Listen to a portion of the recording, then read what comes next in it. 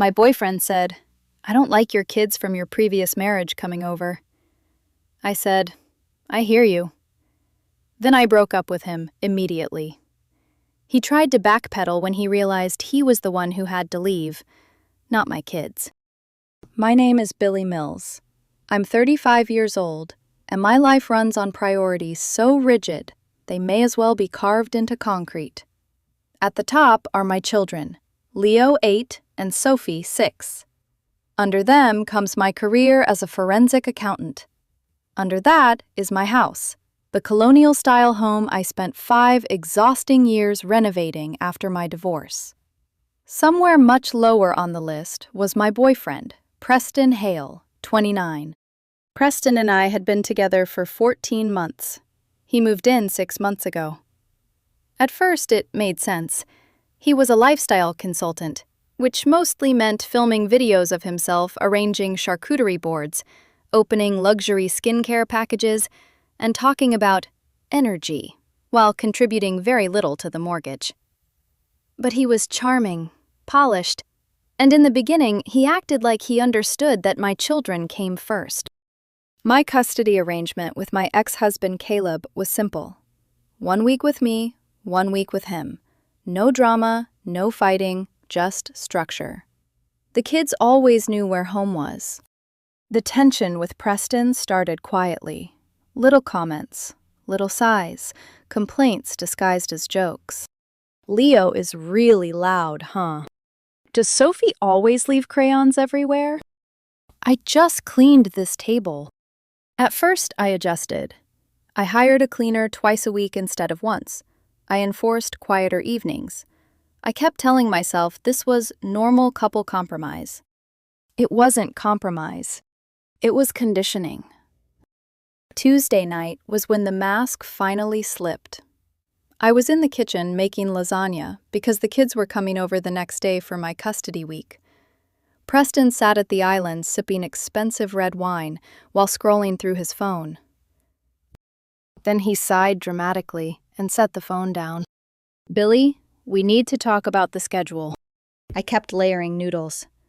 "Okay, what schedule?" "The kids." Something in his tone made me stop moving. "I was thinking maybe you could switch weeks with Caleb," he said carefully. "Or maybe just take them to dinner instead of having them stay here?" I turned slowly. Why would I do that? He avoided eye contact. "I have a lot of content to shoot this week. I need the living room clean, quiet, aesthetically controlled. The kids running around all the time. It ruins the atmosphere. They're in school most of the day." "It's not about the hours, Billy. It's the energy." He leaned back like he was explaining something obvious to a child. "Honestly, I don't like your kids coming over this much. The house feels cluttered, chaotic. If we're serious about building a future together, this place needs to feel like ours, not theirs." Everything inside me went cold. Not angry. Cold. The kind of cold clarity that arrives when you finally realize someone has been slowly testing how much of yourself you're willing to sacrifice. "You don't like my children coming to their own home?" I asked quietly. He rolled his eyes immediately. "See? This is what I mean. You get defensive instead of listening. I'm setting healthy boundaries. I need peace. I can't be a stepdad and maintain my brand at the same time." I stared at him for 3 long seconds. Then I nodded once. "I hear you." His shoulders relaxed instantly. He actually smiled, thinking he'd won. "I'm glad you understand," he said softly. "This is really for the best. We'll finally have space for ourselves. We can travel more, have date nights." "You're absolutely right," I interrupted calmly. "Priorities matter." Then I walked to the kitchen drawer, opened it, and removed his spare house key from the hook. His smile disappeared. "What are you doing?" "We're breaking up." Silence. Then came the nervous laugh. "Billy, stop being dramatic." "I'm not being dramatic." You're seriously ending the relationship because I asked for balance? You ask me to reduce my children's presence in their own home because they interfere with your Instagram lighting. That's not what I said. That's exactly what you said. His expression hardened immediately. The charming voice disappeared. You're choosing them over me? I would choose their goldfish over you. His jaw tightened. I live here. You moved into my house 6 months ago and barely pay utilities. I still have rights. I looked at him carefully then. Really looked at him. The polished clothes, the curated voice, the entitlement hiding under every sentence. For the first time, I saw him clearly. Not as my boyfriend, as a liability. You can leave tonight peacefully, I said, or we can do this legally. He crossed his arms. I'm not going anywhere. Then I'll start treating you like a hostile tenant. His eyes narrowed. And if you try forcing me out, maybe I tell the police you got physical. The room went silent. That sentence killed every remaining ounce of affection I had for him. Not because I was scared, because I realized he was dangerous. Okay, I said quietly. Then things are about to get very uncomfortable for you. I wrapped the unfinished lasagna in foil and slid it into the fridge. Where are you going? He demanded. To dinner. With who? Someone who likes my kids. Then I grabbed my keys and walked out. I drove to a diner 20 minutes away and sat alone in a cracked leather booth under fluorescent lights, eating a burger while mentally drafting eviction procedures. Preston wanted to play tenant? Fine. I knew paperwork better than he knew ring lights. By the time I got home, he'd locked himself inside the guest room. I locked myself in the master bedroom. And sometime around 2 a.m, staring at the ceiling in the dark, one thought repeated in my mind over and over. My children are coming home tomorrow. And Preston is about to learn that aesthetic doesn't pay the mortgage. The next morning felt less like the aftermath of a breakup and more like the opening scene of a legal thriller. I woke up at 6. Preston was already in the kitchen, blending a smoothie using my Vitamix and my frozen fruit, like nothing had happened. He stood there, in neutral-toned workout clothes, perfectly styled hair, acting like we'd had a minor disagreement, instead of detonating our relationship. Morning, he said casually. I decided to forgive your little outburst last night. I poured myself coffee without looking at him. That's generous. We can talk about the kid schedule later, once you calm down. There is no schedule discussion. He frowned slightly. I slid a folded document across the counter. What's this? Your notice to quit. It's taped to the guest room door, too. 30 days. The color drained from his face. You're serving me eviction papers? You claimed residency rights, so now we're doing this formally. You're insane. No, I'm organized. He unfolded the paper with shaking hands. You can't be serious. I time-stamped photos of the notice this morning. Welcome to adulthood. He stared at me like he'd never seen me before. Maybe he hadn't. Most people only know the version of me that smiles politely at school pickup and signs birthday cards. Very few people ever meet the forensic accountant. You're punishing me, he snapped. No, Preston, I'm protecting my children. Then I unplugged the internet router from the wall. His eyes widened. What are you doing? The Wi-Fi account is in my name. I have brand deals to upload. You're welcome to purchase your own internet service. You can't cut me off. I absolutely can. I grabbed the router and walked toward the garage. Oh my God, he shouted behind me. You are unbelievably petty. I stopped at the doorway and looked back at him calmly. You threatened to lie to police and accuse me of abuse because I wouldn't exile my children.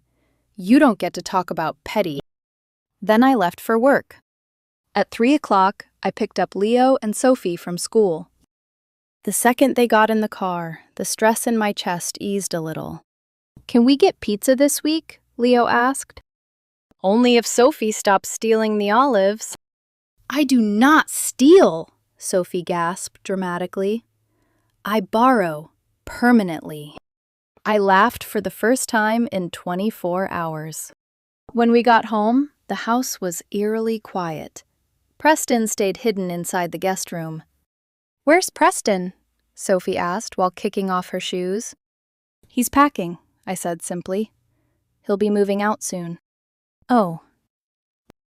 No sadness, no disappointment, just acceptance. Kids notice more than adults think. That evening, I made popcorn while Leo destroyed me at Mario Kart.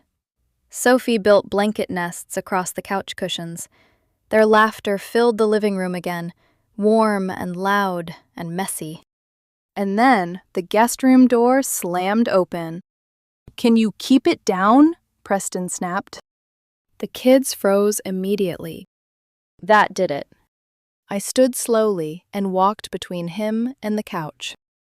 "Do not raise your voice at my children." "They're screaming. They're laughing." "There's a difference?" "Yes," I said coldly. "One is joy. The other is what you've been doing since Tuesday." He glared at me, but for the first time since moving in, he realized he had no power in this house anymore.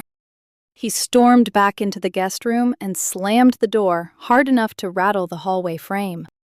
Sophie looked up at me carefully. "Did we do something bad?" My chest tightened. "No, sweetheart," I said softly. "You did absolutely nothing wrong." That night, the war escalated. Around 10:30, pounding hit my bedroom door. "Billy, open the door!" I stayed in bed. "What?" "My moisturizer is in your bathroom." "That sounds difficult." "It's $300.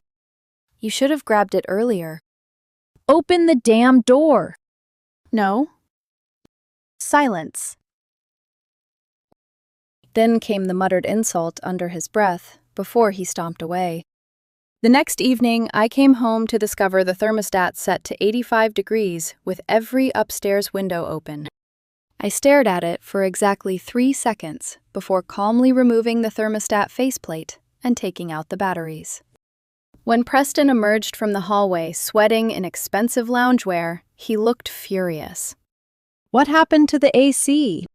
"System issue." "You're doing this intentionally." "I'm managing my property." "You're unbelievable. And yet somehow still more believable than your future police report." His expression darkened.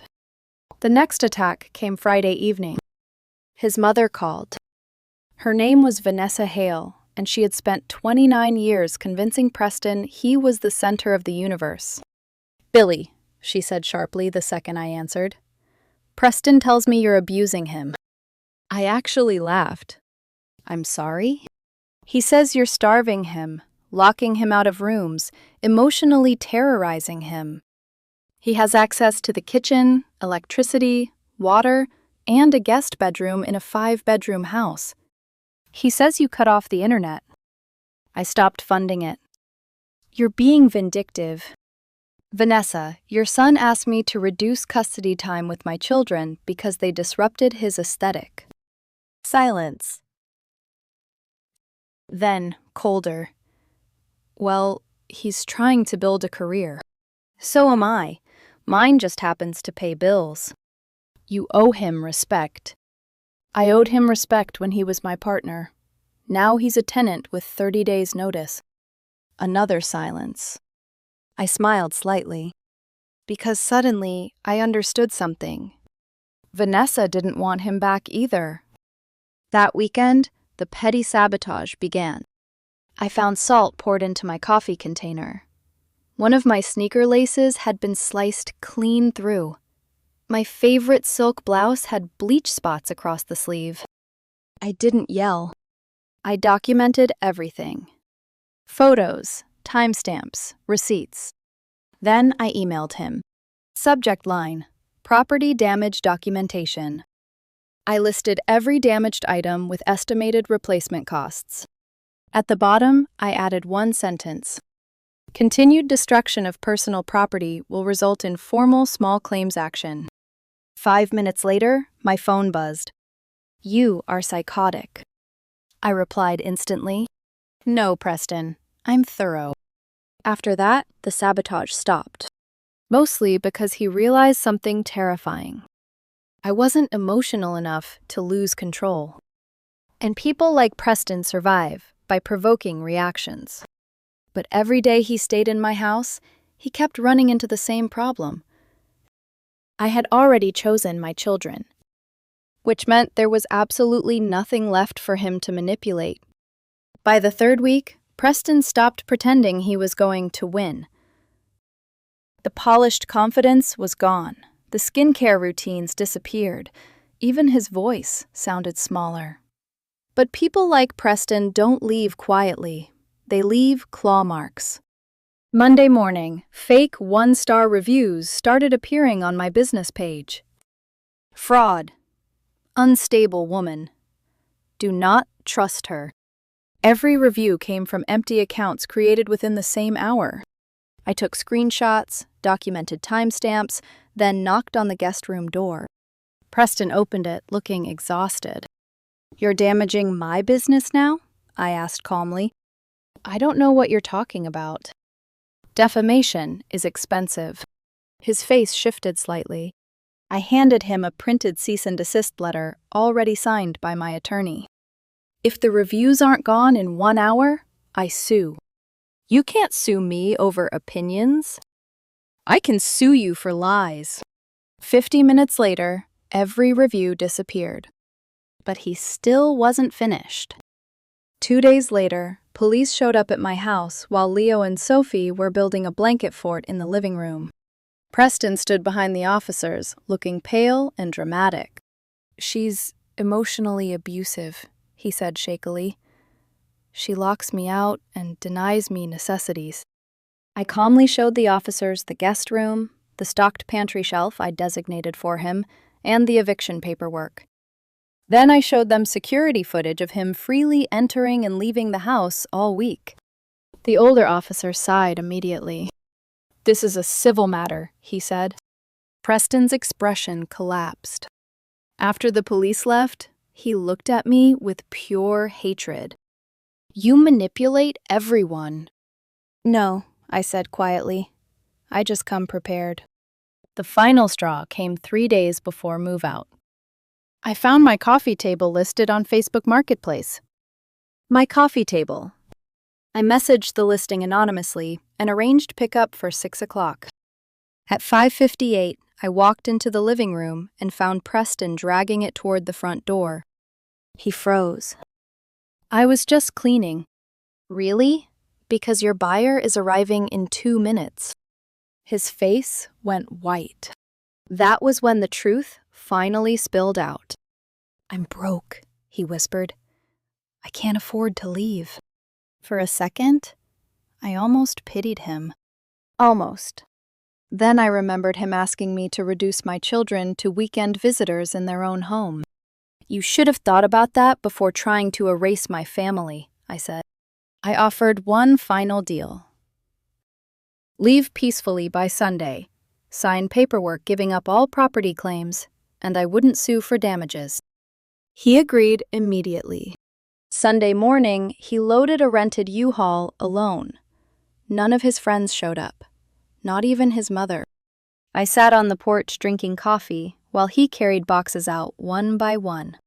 When he finally stood at the doorway holding his last bag, he looked at me like he expected regret. "You're going to miss me," he said weakly.